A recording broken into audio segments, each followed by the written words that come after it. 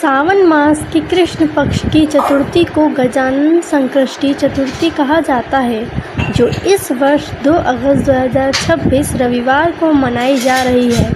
इस दिन भगवान गणेश की पूजा में व्रत कथा का श्रवण करना अनिवार्य माना जाता है। नीचे सावन कृष्ण चतुर्थी की मुख्य पौराणिक कथा, शुभ मुहूर्त और पूजा विधि दी गई है। सावन संकष्टी चतुर्थी व्रत कथा।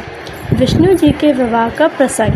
पौराणिक कथा के अनुसार एक बार भगवान विष्णु का विवाह तय हुआ। विवाह की तैयारियां में सभी देवी देवताओं को आमंत्रित किया गया, लेकिन किसी कारणवश भगवान गणेश को सीधा निमंत्रण नहीं भेजा गया।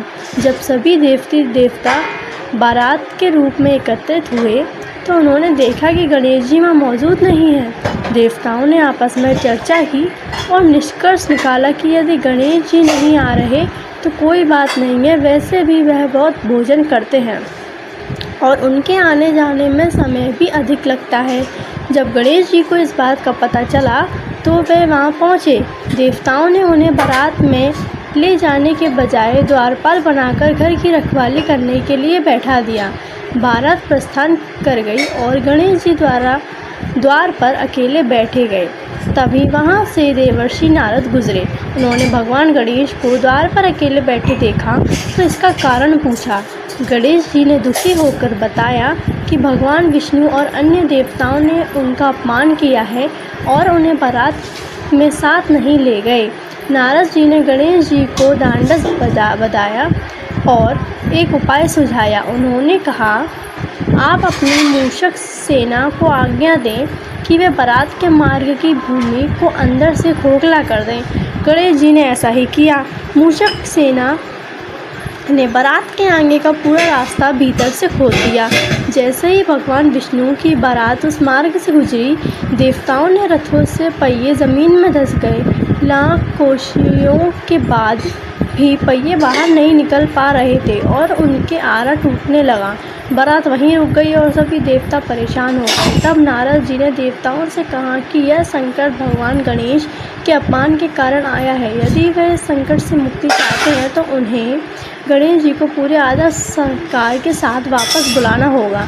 देवताओं को अपनी भूल का एहसास हुआ। उन्होंने तुरंत दूत भेजकर गणेश जी को सम्मान विवाह स्थल पर बुलाया। गणेश जी के आते ही मूषक सेना ने रास्ता ठीक कर दिया और रथ के पहिए आसानी से निकल गए। भगवान विष्णु का विवाह बिना किसी बाधा के संपन्न हुआ। तब से यह मान्यता है कि किसी भी शुभ कार्य या संकट से मुक्ति के लिए भगवान गणेश की पूजा और इस कथा का पाठ करना सबसे उत्तम फलदायी होता है। सावन संकष्टी चतुर्थी 2026 शुभ मुहूर्त। पंचांग के अनुसार तिथियों का विवरण इस प्रकार है।